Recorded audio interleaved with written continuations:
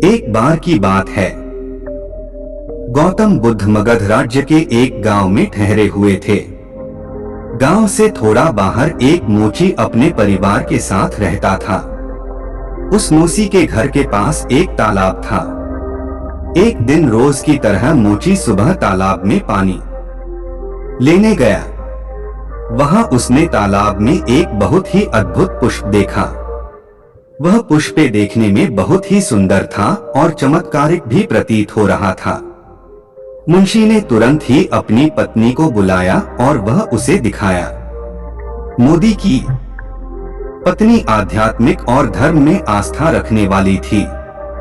वह पुष्प को देखते ही समझ गई कि जरूर यहाँ से महान गौतम बुद्ध गुजरे होंगे। उन्हीं के प्रताप से यह कुश्ती खेला है। उसको चमत्कारिक मानकर मौसी ने एक योजना बनाई। उसने अपनी योजना के बारे में अपनी पत्नी को बताया कि वह इस पुस्तक को राजा को देगा और उनसे खूब सारी स्वर्ण मुद्राएं लेगा। उसकी पत्नी ने भी सोचा कि यह कुछ उनके किसी काम का नहीं है, इसे राजा को ही दे दो, कम से कम कुछ कमाई दो होगी। पत्नी की सहमति के बाद मोची राजमहल की ओर निकल गया। राजमहल के रास्ते में उसे एक व्यापारी मिलता है। मोची के हाथ में पुष्प देखकर वह रुक जाता है। वह मोची से पूछता है, भाई, ये पुष्प कहाँ लेकर जा रहे हो? मोची कहता है कि मैं यह पुष्प लेकर राजा के पास जा रहा हूँ।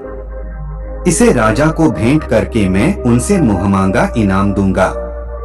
व्यापारी ने मोची को प्रस्ताव दिया कि तुम यहाँ कुछ मुझे दे दो, मैं तुम्हें बदले में 100 दूंगा। मुझे सोच में पड़ गया। उसने सोचा कि जब व्यापारी इस पुष्प के लिए 100 स्वर्ण मुद्राएं दे रहा है तो राजा तो और भी ज्यादा देगा। यही सोचते हुए उसने व्यापारियों को कष्ट देने से मना कर दिया।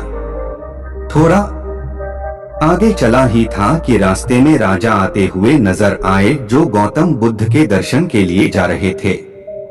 राजा भी मुंशी के हाथ में वो दिव्य पुष्प देखकर अचंभित हो गए। राजा ने मोची को पुष्प के बदले 1000 स्वर्ण मुद्राएं देने को कहा। यह सुनते ही मोदी के मन में एक अजीब सी चेतना आई और वह राजा को खुश बना देकर दौड़ता हुआ सीधे महात्मा बुद्ध के पास जा पहुंचा। महात्मा बुद्ध मूर्ति को देखकर हैरत में पड़ गई। उन्होंने मोदी से पूछा तो मोची ने उन्हें सारी बात बताई। इसके बाद मोदी ने महात्मा गौतम बुद्ध के चरणों में